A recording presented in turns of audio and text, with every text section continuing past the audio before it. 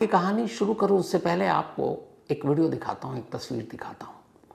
इस वक्त आपके स्क्रीन पर ये जो तस्वीर देख रहे हैं, इन तमाम पुलिस वालों के बीच में नकाब में एक शख्स को देखें।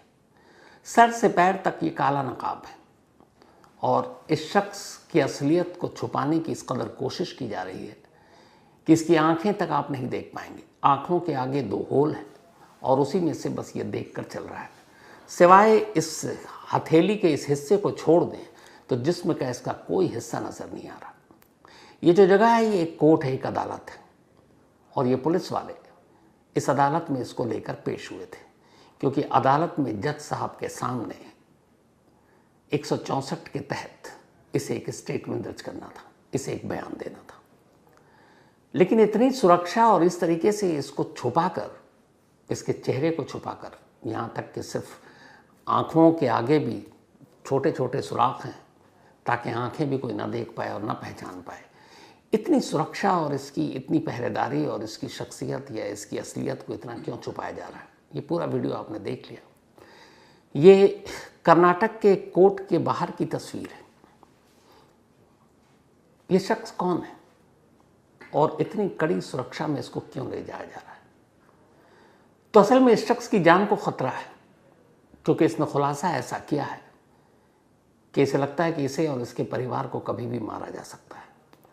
न सिर्फ ऐसा इसने कहा बल्कि पुलिस स्टेशन में कंप्लेंट भी लिखी और साथ ही सुप्रीम कोर्ट के एक वकील के पास इसने तमाम प्रूफ, दस्तावेज, लेटर छोड़ दिया ये कहकर कि अगर मुझे कुछ हो जाता है, मुझे और मेरी परिवार के लोगों को मार दिया जाता है तो मेरे साथ ये कहानी ख़त्म नहीं होनी चाहिए। जो कहानी मैं दुनिया के सामने लाना चाहता हूँ वो कहानी पूरे सबूत के साथ सुप्रीम कोर्ट के एक वकील को मैंने भेज दिया है, तो मेरे रहने या न रहने के बाद भी वो सबूत जिंदा रहेगा। जाहिर है जब इसकी इतनी ज़्यादा हिफाजत और इसकी पहचान को छुपाया जा रहा तो इसका नाम तो मैं भी आपको नहीं बता पाऊँगा। लेकिन ये वो शख्स है जो कर्नाटक के एक बहुत दुनिया भर में मशहूर एक जगह है, धर्मस्थला मंदिर। और इसी धर्मस्थला मंदिर में ये करीब 1995 से 2014 19 साल तक एक सफाई कर्मचारी के तौर पर इसने काम किया। लेकिन जो इसने खुलासा किया है वो दहलाने वाला है। उसका कहना है कि इसने अपने हाथों से दर्जनों भी क्या, शायद 100 से ज़्यादा, 19 साल लंबा वक्त होता है, लाशों को ठिकाने लगाया। कुछ वक्त पहले मैंने इसी कहानी में आपको धर्मस्थला के अंदर कई ऐसी संदिग्ध मौत, बहुत सारे लोगों के गायब होने की कहानी सुनाई थी और ये भी बताया था कि उस बारे में जब भी कोई आवाज़ उठाता है या जब भी कोई इस तरीके से सामने आता है वो गायब हो जाता है या फिर रहस्यमय अंदाज में उसकी मौत हो जाती है। उसकी वजह यह है कि इस धर्मस्थला मंदिर के एडमिनिस्ट्रेशन के ऊपर बहुत बार उंगलियां उठी, लेकिन जो इस जगह को चला रहे हैं वो बहुत पावरफुल लोग हैं। और इस मंदिर की सबसे ख़ास बात यह है कि इस मंदिर में पूजा तो हिंदू पुजारी करते हैं, लेकिन इसका पूरा जो एडमिनिस्ट्रेशन है, संचालन है, वो जैन लोगों के पास है। तो इकलौता मंदिर है जिसमें पुजारी हिंदू, लेकिन एडमिनिस्ट्रेशन का पूरा काम जैन समुदाय के पास है। और जो पूरा ट्रस्ट है, उसी ट्रस्ट के पावरफुल लोगों के ऊपर अक्सर ये उंगलियां उठी हैं कि ये लोग यहाँ पर कई गलत काम कर रहे हैं। समय समय पर उंगलियां उठी, कई लड़कियां गायब हुई। कुछ महीने पहले मैंने इसी कहानी में आपको सुनाई थी एक लड़की की कहानी। लेकिन ये पहली बार खुलासा एक शख्स जो इसी जगह पर 19 साल काम कर चुका है, उसका कहना है मैं गवाह हूँ, मैंने अपने हाथों से न मालूम कितनी लाशों को ठिकाने लगाए, कई लाशों को जलाया, कई लाशों को दफनाया और उस जगह के बारे में जानता हूँ जहाँ सैकड़ों लाशें दफन हैं। लेकिन मेरे और मेरे परिवार की जान की सुरक्षा की गारंटी मिले और सही पुलिस अफसर हो तो मैं उसको सबूत दूंगा।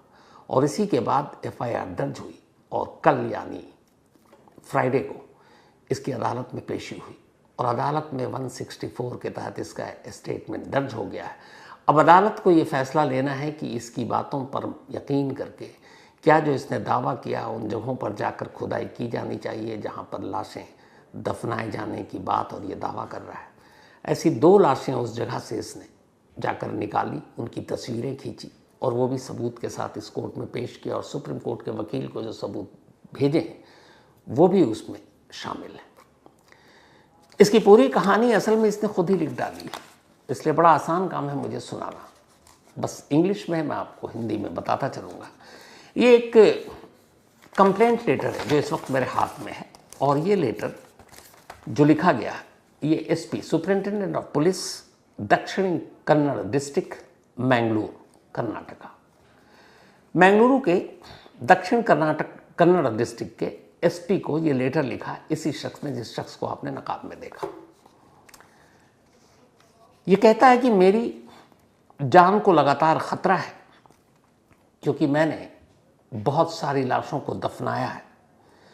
मेरे पास एविडेंस हैं, सबूत हैं बहुत सारे कत्ल के, रेप के, इसी धर्मस्थला विलेज के आसपास जहां ये मंदिर है उसी के आसपास के गांव में।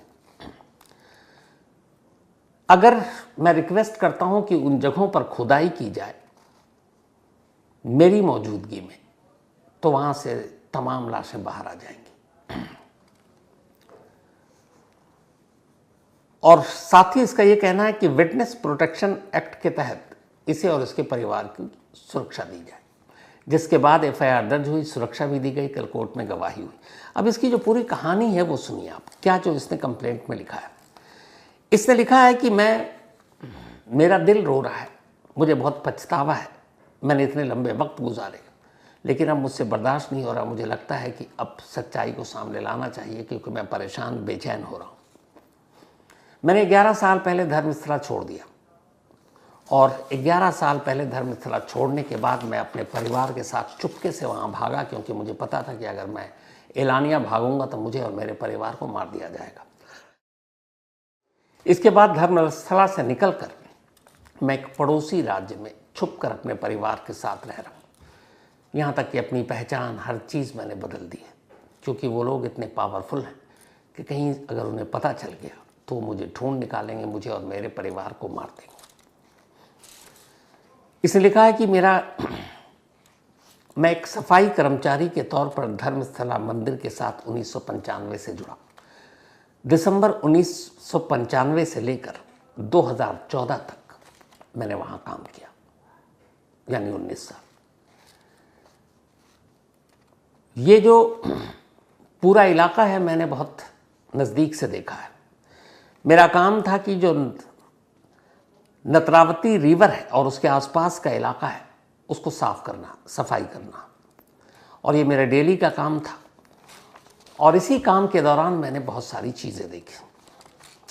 जब मैंने शुरुआत मेरे करियर का था 1995 के बाद, तो मैंने नोटिस किया कि बहुत सारी लाशें वहाँ आती हैं।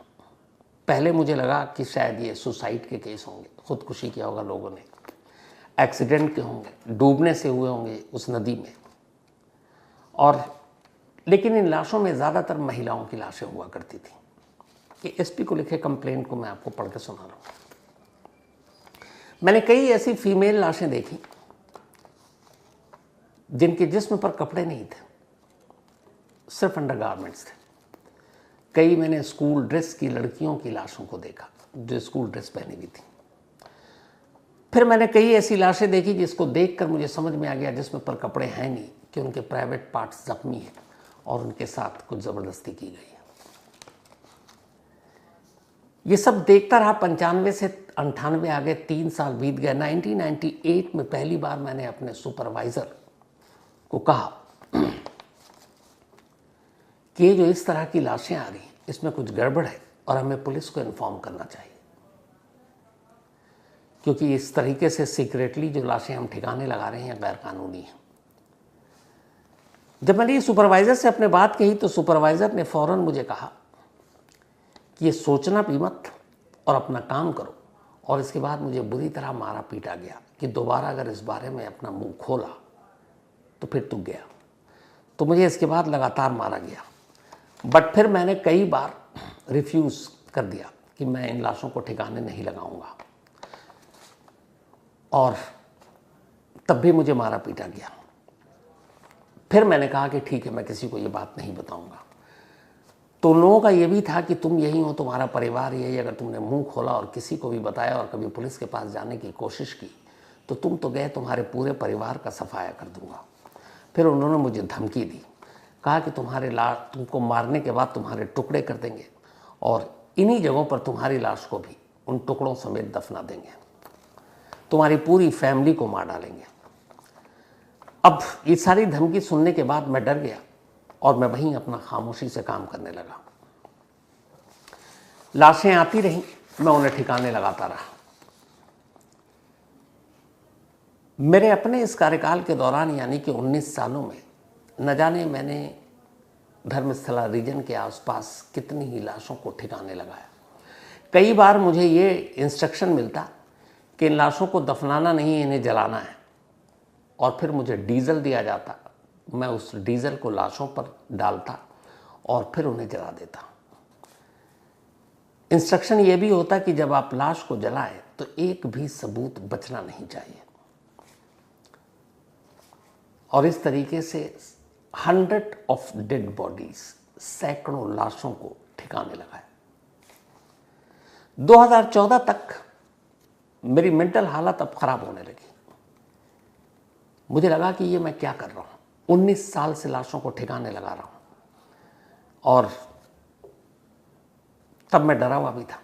लेकिन पहली बार मुझे लगा कि कब यहां से निकलना है और कब मुंह खोलना है। ये बात 2014 की है, जब मेरी ही अपनी फैमिली की जानने वाली एक लड़की के साथ ज़बरदस्ती की गई और उसके बाद ये मामला सुपरवाइज़र तक आया और फिर हमें पता चला कि उस लड़की के साथ क्या हुआ है।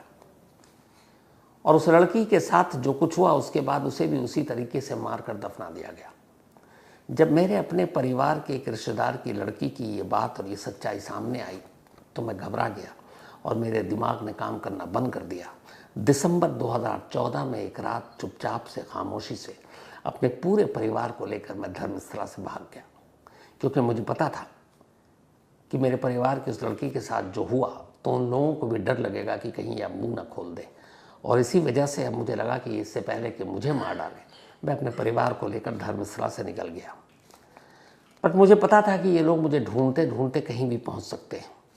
तो मैं पड़ोसी राज्यों में गया, वहाँ छुप छुप कर जीता रहा, चेहरा बदलकर, नाम बदलकर परिवार के साथ रहा, पर यह पता था कि मुझे ये कभी भी मार सकते हैं। अब जब मैं वहाँ से निकला उसके बाद मुझे गिल्टी फील हुई। जो बोझ था 19 साल का, मैं क्या करूं, मुझे नींद नहीं आ रही थी। तो फिर मैंने सोचा कि इसका खुलासा करूं, लेकिन मेरी बात पर कौन यकीन करेगा। तो एक बार अपनी जान को खतरे में डालकर मैं उसी धर्मस्थला के गांव में गया खामोशी से, और जाने के बाद वहां मैंने खामोशी से चुपचाप सीक्रेटली उन्हीं जगहों को, क्योंकि उन जगह के बारे में मुझे पता था कि मारने के बाद लाशों को कहाँ दफनाई जाती है, मैंने खुदाई की, 2 लाशों को निकाला, उनकी तस्वीरें ली और फिर उस सबूत को लेकर चलाया कि अब ये मेरे पास सबूत है बताने के लिए।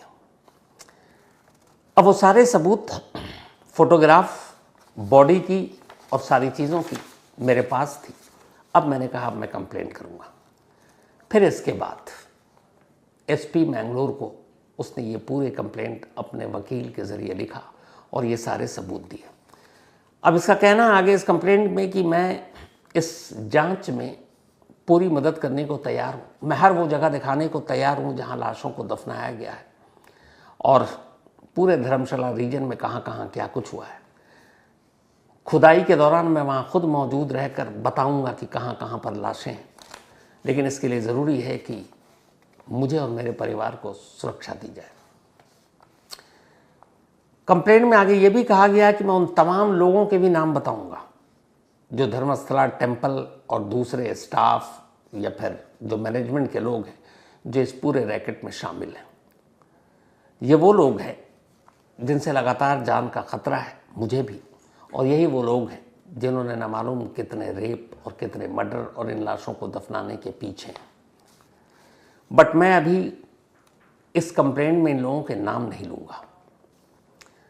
मैं ये नाम तब लूँगा क्योंकि ये सारे पावरफुल लोग हैं और कुछ भी हो सकता है बट पूरे नाम और डिटेल के साथ, सारे सबूत के साथ मैं सारे आरोपियों के बारे में हर चीज़, नाम, पता, सब इनके रूल क्या क्या इन्होंने किया है बताऊंगा तभी जब मुझे पहले विटनेस प्रोटेक्शन एक्ट 2018 के तहत प्रोटेक्शन करने की गारंटी दी जाएगी मेरे और मेरे फैमिली की। मैं ये पूरी शिकायत होशो हवास में कर रहा हूँ, मेरे पास पूरा सबूत है, इसमें कुछ भी झूठ नहीं है। मैं पॉलीग्राफ टेस्ट से भी गुजरने को तैयार हूं अगर पुलिस मेरा कराना चाहे। मैं ये रिक्वेस्ट करना चाहता हूं कि सैकड़ों लाशें जो वहां पे दफन हैं, जिन्हें दफनाया गया है, उन लाशों को बाहर निकालने के लिए एक पूरी जांच हो और उन लाशों को निकालकर उनके धार्मिक रीति रिवाज के हिसाब से उनका अंतिम संस्कार किया जाए ताकि उन लोगों की आत्माओं को शांति मिले।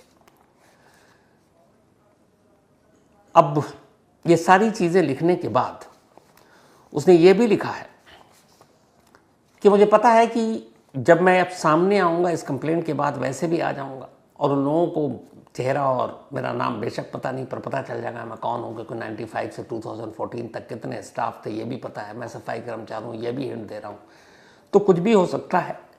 इसीलिए मैंने सारे सबूत, कंप्लेंट, तस्वीरें, नाम, कौन कौन लोग शामिल हैं, ये सब कुछ सुप्रीम कोर्ट के एक वकील KV धनंजय इनको भेज दिया ताकि कल को अगर मैं मर जाऊं, मुझे मार दिया जाए, तो मेरे साथ ये सच्चाई और कहानी दफन ना हो। ये सारे सबूत सुप्रीम कोर्ट के KV धनंजय साहब जो हैं एडवोकेट, उनके पास मौजूद होगा और वो इसे ज़माने के सामने लाएंगे। उन्होंने कहा कि जो कंप्लेंट है उसके साथ मैंने अपना Aadhaar card, identity card, Dharmasthala organisation जहाँ मैंने काम किया उसके कार्ड, वोटर ID कार्ड, इसके अलावा photograph of remains of the body, जो लाशें निकाली थी, वो सारी चीज़ें एक साथ सबूत के तौर पर दिया है। अब ये तो कंप्लेंट हो गई SP की।